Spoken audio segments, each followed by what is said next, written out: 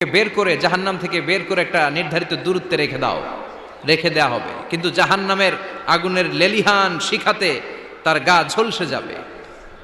সে আল্লাহর ডেকে বলবে, মাবুদ তোমার কাছে আমি কিছু চাই না,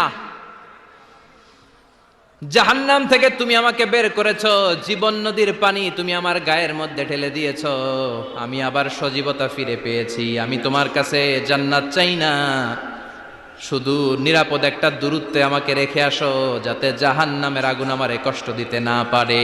আল্লাহ, আমি কিন্তু তোমার কাছে জান্নাত চাই না। কি চাই না? জান্নাত চাই না, কিন্তু জাহান্নামের আগুন আমারে কষ্ট দিচ্ছে, এতটা দূরত্বে রাখো যাতে জাহান্নামের আগুন আমার গায়ে না লাগে। আল্লাহ বললেন, ওকে রাখবো, কিন্তু আমার সাথে একটা কন্ট্রাক্টে যেতে হবে, যে এটা তোমাকে দিলে তুমি আর নতুন করে কিছু চাবা না। সে বলবে আমি রাজি, কন্ট্রাক্ট হয়ে যাবে।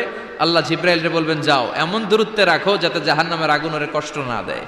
রেখে আসা হবে। অনেক দিন সে ওখানে